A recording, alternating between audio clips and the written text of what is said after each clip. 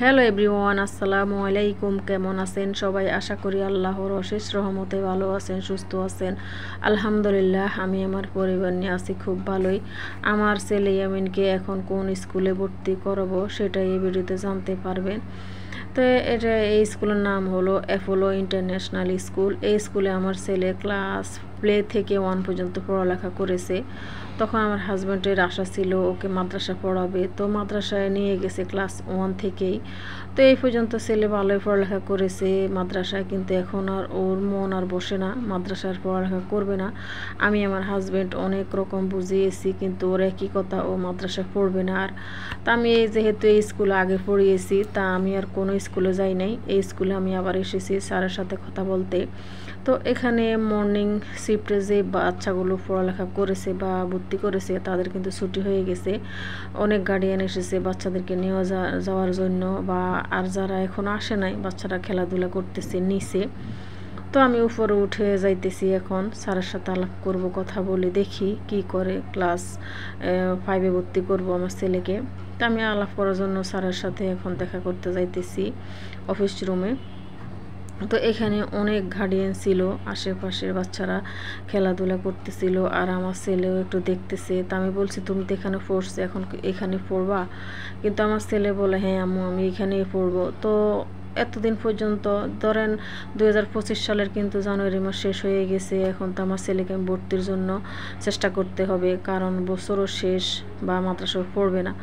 তো অফিস রুমে, এটা হলো অফিস রুম, তো এটা হলো 3 তলায়। আমি স্যারের সাথে আলাপ করছিলাম ভর্তির বিষয়ে, বা ক্লাস 5-এ অনেক রকম ভর্তির বিষয় আলাপ থাকে, সবগুলো সেরে আমি এখন আসছি একটু ভিডিও করে। তারপর আমি আসছি আমার ছেলেকে যে রুমে পড়াবে, মানে ক্লাস 5-এর ক্লাস যে ক্লাস থেকে করাবে আর কি, এই ক্লাস এটাই। তো আমি এখানে ম্যাডামের সাথে মানে আসছি দেখার জন্য। ম্যাডাম আমার সাথে আছে যে কোন ক্লাসে বসে ক্লাস করবে, ক্লাস 5। তো এখানে মর্নিং যে বাচ্চারা ছিল মর্নিং শিফটে, তাদের ছুটি হয়ে গেছে। অনেক গার্ডিয়ান এখন আসে না, বাচ্চারা এখন অপেক্ষা করতেছে গার্ডিয়ানের জন্য। কেউ ক্লাসের ভিতরে অপেক্ষা করতেছে, আবার কেউ নিচে খেলাধুলা করতেছে আর কি। তো এখানে কিন্তু আমি যখন বাচ্চাকে আগে পড়েছি এই স্কুলে, তো আমার সবই চেনা, কিন্তু অনেক ভালো এই স্কুলের পড়ালেখা। এই স্কুলটা হলো আমাদের বাসা থেকে একদম 10-15 মিনিট লাগে আসতে। তো এখানে আমি স্যারের সাথে উপরে 3 তলায় কথা বলে সব কিছুই ঠিকঠাক করে, মানে অনেক বিষয় তো আলাপ থাকে, ভর্তির বিষয়ে সবগুলো আলাপ করে আমি এই যে এখানে আসলাম। স্যার এখানে পাঠালো, এটা হলো নিচতলায় একটা অফিস রুম, আর একটা এখানে যে ভর্তির ফর্ম ফিল আপ করতেছে স্যারে, আমি সামনে বসা। তো আমার ছেলেকে জিজ্ঞেস করতেছে আর কি, দেখে কিনা পারে কিনা যে অ্যাড্রেস আমরা যেখানে বর্তমানে থাকি। তো ওর থেকে সব যে নিয়ে স্যারে ফর্ম ফিল আপ করে দিল এবং ভর্তি ওকে হয়ে গেল। তো এখানে বাইরে এই যে টেবিলের উপরে অনেক বাচ্চার বা অনেক স্টুডেন্টসের যে স্কুল ড্রেসগুলো রেডি করা। তো যারা আগে অর্ডার দিয়েছে তারা কিন্তু এই যে এখন ফাবে নিয়ে যাবে। আমি যেহেতু পরে এসেছি, আমার একটু অর্ডার দেওয়া হয়ে গেছে, আমারও 4-5 দিন লাগবে। তো ভর্তি করে আমি বাসায় চলে আসলাম। আমি এখন দুপুরে রান্নার আয়োজনও শুরু করে দিয়েছি। এখানে একটা সবজি রান্না করব আজকে। তো এখানে আমি নিলাম আলু, গাজর, টমেটো, তারপরে সিম, এগুলো দিয়ে পেঁয়াজ কলি, এগুলো দিয়ে আমি একটা সবজি পাকাবো। এখানে পেঁয়াজ কুচি, টমেটো কুচি, তারপরে এই যে কফি দিব, কফি আলাদা রেখে দিয়েছি।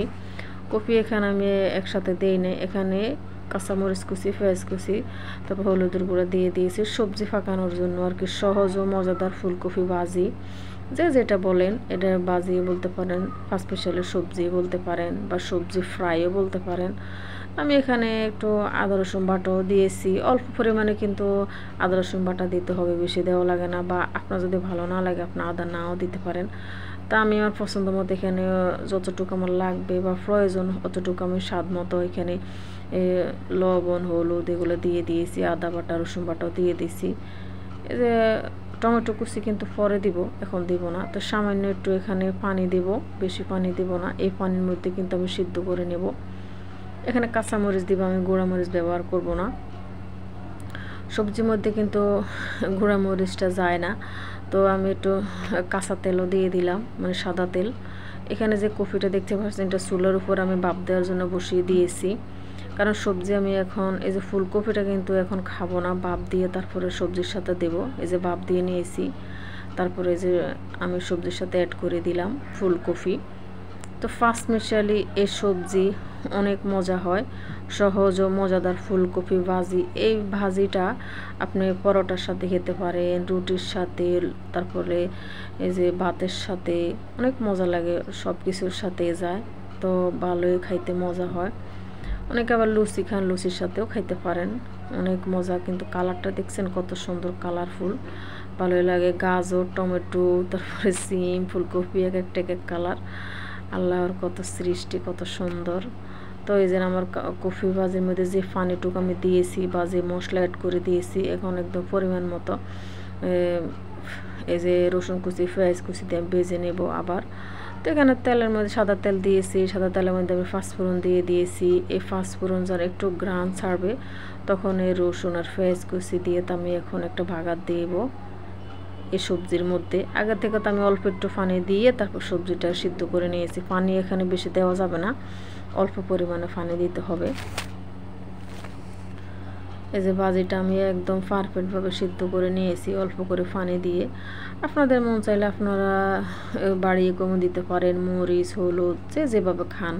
আমি যেভাবে খেয়েছি ওইভাবে দিয়েছি, কিন্তু যেভাবে রান্না করেছি ওইভাবে রান্না করে একদিন খেয়ে দেখবেন, অনেক মজা হয়। যারা সবজি ভাজি পছন্দ করেন না, এরকম ফুলকপিরে আলাদা ভাপ দিয়ে তারপর স্পেশাল সবজি পাঁচফোড়ন বাগার দিয়ে বা পেঁয়াজ কুচি, রসুন কুচি দিয়ে বাগার দিয়ে নিয়ে খেয়ে দেখতে পারেন, অনেক মজা লাগে। তো এই যে আমার ভাজিটা বাগাতে হয়ে গেছে, এখন কিছুটা এই যে ধনিয়া পাতা কুচি দিয়ে দিলাম, তারপরে কাঁচামরিচ কুচি দিয়ে দিলাম।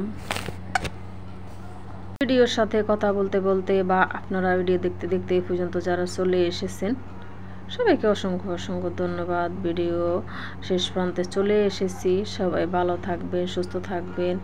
আপনাদের আশেপাশে যারা আছে সবাইকে ভালো রাখার চেষ্টা করবেন, বৃদ্ধা এবং ছোট বাচ্চাদের প্রতি খেয়াল রাখবেন। আসসালামু আলাইকুম।